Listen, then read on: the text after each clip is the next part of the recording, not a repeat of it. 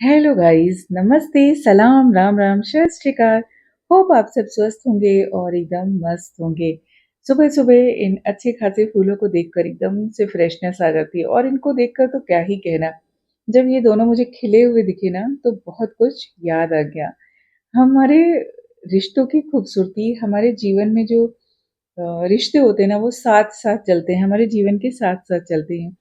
हर पड़ाव पर, उम्र के हर पड़ाव पर हमें अलग-अलग तरह से अनुभव होते हैं।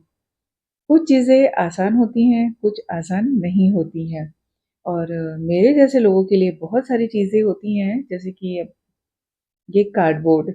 कार्डबोर्ड बहुत दिन से सँभाल के रखा था क्योंकि मुझे आज इसकी ज़रूरत थी। ऐसे ही मैं बहुत सारी चीज़ों को समेट के रखती हूँ कि मुझे इस दिन इन चीज़ों की ज़रूरत पड़ेगी। जैसे कि आप लोगों को पता ही है ना कि मुझे जब कुछ ऐसी चीज़ें दिखती हैं कि जो फेंकनी है, डिस्कार्ड करनी है, उनको हटाना है घर से, फिर एकदम से दिमाग में वो चीज़ स्ट्राइक हो जाती है। नहीं यार, इसका तो कुछ अच्छा बना सकती हूँ, इसको रख लेती हूँ, थोड़े दिन बाद देखती हूँ क्या बनेगा, फिर हटा दूँगी। तो ऐसे मेरी लाइफ में ना हर दिन होता है। कोई भी चीज़ ऐसे फेंकने से पहले ना एक बार सोचती हूँ, इसका कुछ बना सकती हूँ। हालत ऐसी हो गई ना कि घर में सामान रखने की जगह नहीं है। मेरा ही सामान, वो तो धन्य है मेरे पति का जो मुझे कुछ बोलते नहीं है। मैं सोचती हूँ यार कभी-कभी इतना सारा जमा करके रखती हूँ, फिर भी मैं बनाती रहती हूँ चीज़ें, उनको रिसाइकल, अपसाइकल करती रहती हूँ और अच्छा लगता है करना। एक तो फ्रेशनेस आ जाती है लाइफ में यार, जब को कुछ आप ऐसा चीज़ करते हैं ना कि आपको अलग सा फ़ील होता है और वो चीज़, ये सारी बातें सब नहीं समझ सकते हैं। ये वही समझ सकते हैं जो इस टाइप के, जो मेरे टाइप के लोग होंगे कि कुछ चीज़ देखा और ऐसा होता है कि यार जादुई दुनिया हो गई है, इसका तो कुछ बन सकता है। ख़ैर, कुछ चीज़ें मैं वैसे भी रखती हूँ कि अभी कुछ दिन बाद ज़रूरत है तो ये रखती हूँ, बाद में फिर डिस्कार्ड कर दूँगी। और हर बेकार चीज़ खूबसूरत है अगर आप देखना चाहें तो। आज मैं बात करने वाली हूँ हमारे रिश्तों की खूबसूरती। रिलेशनशिप हम सभी की लाइफ में बहुत ज़्यादा महत्व रखते हैं। हर उम्र में हर किसी को लोग चाहिए होते हैं, अच्छे लोग।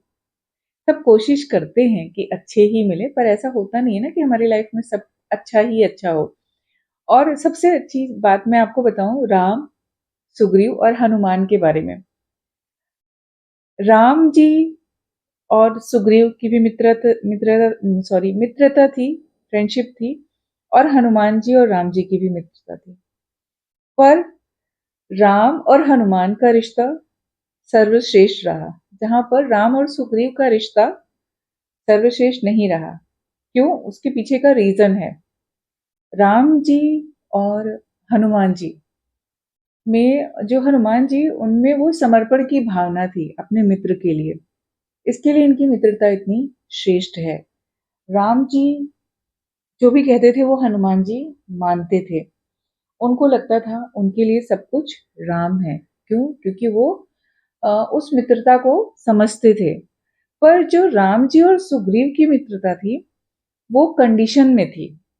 वो कंडीशन क्या थी? शायद बहुत लोगों को पता होगी, और नहीं पता है तो मैं बताती हूँ। उनके बीच में जो कंडीशन थी ना, वो थी ज़रूरत, एक दूसरे की आवश्यकता। वो आवश्यकता कौन सी? कि राम जी को सीता जी को खोजने के लिए वानर सेना की ज़रूरत थी। वो जानते थे कि उनको ज़रूरत पड़ेगी वानर सेना की, और वो पूरी वानर सेना सुग्रीव की थी। और जो सुग्रीव थे, उनको बाली से अपना राज्य चाहिए था। तो उनको पता था कि ये राम जी जो हैं, यही वो दिला सकते हैं। तो उनकी आवश्यकता राम की थी क्योंकि उनको अपना राज्य चाहिए था। राम जी की आवश्यकता थी कि उनको सीता चाहिए थी, वानर सेना चाहिए थी सीता जी के लिए। तो यहाँ पर जो ये फ्रेंडशिप है ना, ये गिव एंड टेक वाली, एकदम बराबर ऐसे रिलेशनशिप वाली है कि आप इस हाथ से दो और उस हाथ से लो। पर जो राम जी और हनुमान जी का रिश्ता था, वो बिल्कुल अलग था। आध्यात्मिक रिश्ता था। उसमें कहीं पर कोई शंका नहीं थी।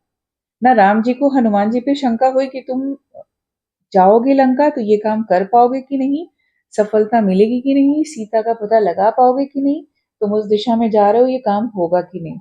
उनके अंदर कहीं पर भी ये संकोच नहीं था, मन में कोई शंका नहीं थी। और ना ही हनुमान जी को किसी भी बात के लिए राम जी की बात को टालना या उसमें कि मैं करूं कि नहीं करूं, मैं नहीं कर सकता हूँ और मैं जाऊंगा कि नहीं जाऊंगा, वो तो सिर्फ प्रभु की इच्छा बोल के जय श्री राम बोल के उनके सारे काम करने के लिए आतुर रहते थे। तो ये जो इस तरह का रिलेशन होता है ना, वो बहुत ही अलग होता है, आध्यात्मिक। आपको देखने को मिलेंगे, आजकल के टाइम में भी हैं चीजें, पर अब भाई कलयुग है तो वैसा कुछ एक्सपेक्टेशन में नहीं रह सकता है। बट कुछ रिश्ते हमारे होते हैं जो काफी टाइम से होते हैं। और एक चीज तो और मैं बताऊं कि जब हम किसी से मिलते हैं, किसी से हम कई सालों बाद मिलते हैं, या किसी से हमारा कुछ क्षणिक रिश्ता होता है, किसी से हम थोड़े टाइम के लिए रिलेशनशिप में आते हैं, तो ये सारी चीजें बोलते हैं ना कि वो हमारे कई जन्मों का संबंध होता है, कि हमने किसी का कुछ उधार लिया है, दिया है, जिसको हमें यहाँ पर आकर चुकता करना है। तो जब ये सारी बातें मैं बच्चों से बातें कर रही थी, बता रही थी, तो उनको बड़ा मजा आता है। उनके अंदर ना बहुत सारी क्यूरियोसिटी आती है, बहुत सारी चीजें वो पूछते हैं, और उसमें ही हो जाती हैं फिर हमारी और भी अलग अलग तरह की बातें। क्योंकि लाइफ में ना, हमेशा मैं बोलती हूँ, जो आसान है वो कोई करना नहीं चाहता, और जो हम करना चाहते हैं ना, वो कभी आसान लगता ही नहीं है। क्योंकि हमारी सफलता और असफलता के लिए हम खुद ही जिम्मेदार हैं। लाइफ में हम क्या चूज करेंगे बहुत इंपॉर्टेंट है यार। लाइफ को जो एक एक पल होता है ना, एक एक सेकेंड, वो हमेशा से ही इम्पोर्टेंट रहा है। यहाँ पर मैं बना रही थी आंटी के लिए फ्रेम, क्योंकि उनका 75th बर्थडे। पहले बच्चों ने बड़े एक्साइटमेंट में बोला कि आप सिर्फ हमें बैकग्राउंड बना के दे दो, हम उसके ऊपर सब अरेंज कर देंगे। एंड देन फिर बोलते हैं मम्मा हमसे तो कुछ हो ही नहीं रहा है, आप आओ और आप करो। तो फिर मैं करना मुझे ही था, बट उनको था कि हम करेंगे। देन वो फिर बाद में सब नहीं नहीं हो रहा है, आप हमें बताओ कि कैसे कैसे करना है। देन फिर हम बैठ के वो करने लगे। एंड सब कुछ जुगाड़ पे चल रहा था ना, हर चीज यहाँ पे अच्छा करना है, मतलब जो चीजें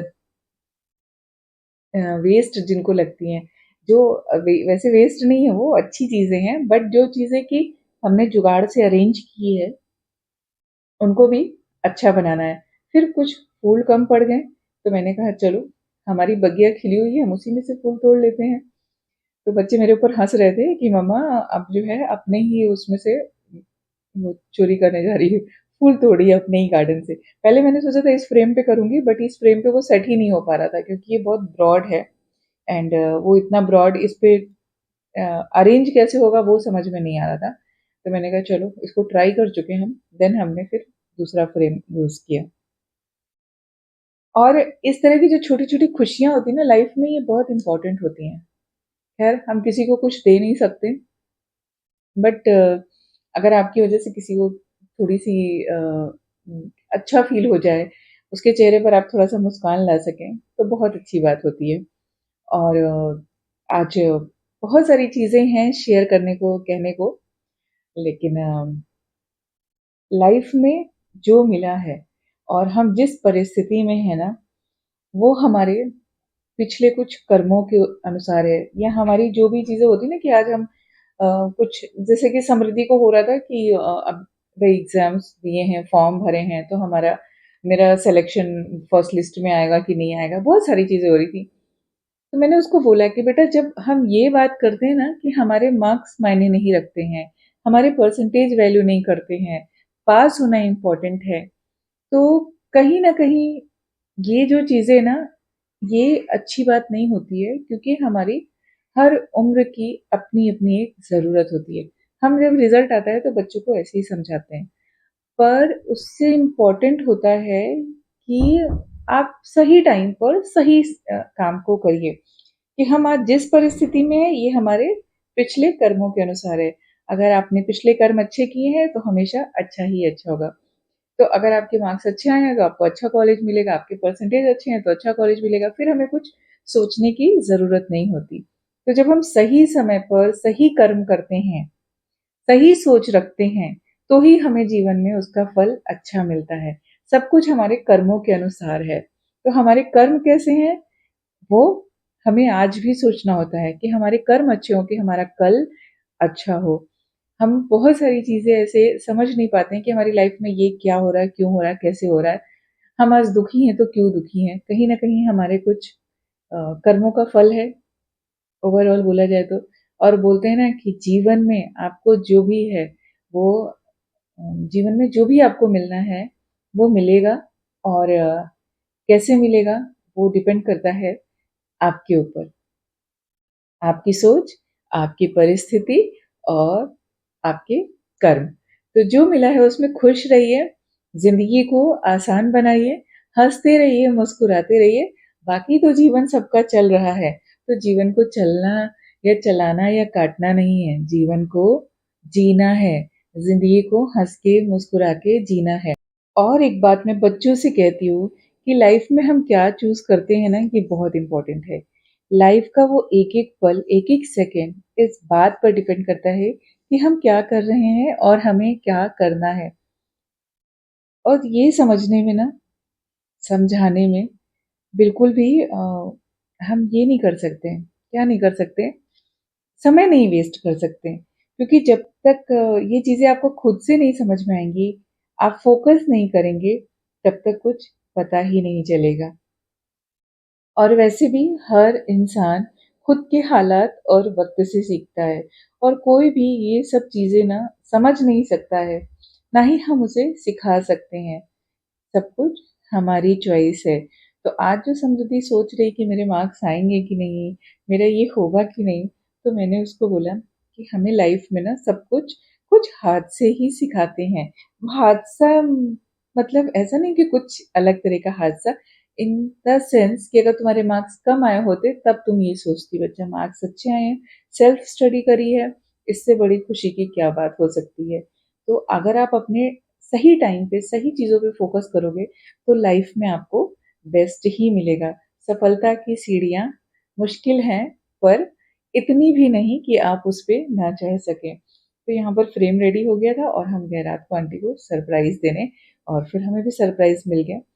तो so thanks for watching this video guys. Video अच्छी लगी है तो please like, share and subscribe. छोटी-छोटी खुशियाँ लाइफ में बहुत इम्पोर्टेंट है। तो the secret book by Ronald Byrne वो पढ़िए आप, बहुत कुछ आपको सीखने को मिलेगा। अच्छा, आपके क्या विचार हैं वो ज़रूर शेयर करिएगा। और ये भी शेयर करिएगा कि क्या हम मोटिवेशनल वीडियो देख के मोटिवेट हो सकते हैं, या कोई हमें समझाए तो हम समझ सकते हैं, या जब तक हमारे अंदर खुद ये चीज़ ना आए कि हमें ये चीज़ें करनी है, सीखनी है, समझनी है, वो फ़ायदेमंद होगी। तो अपने विचार ज़रूर रखिएगा। Thanks for watching this video guys.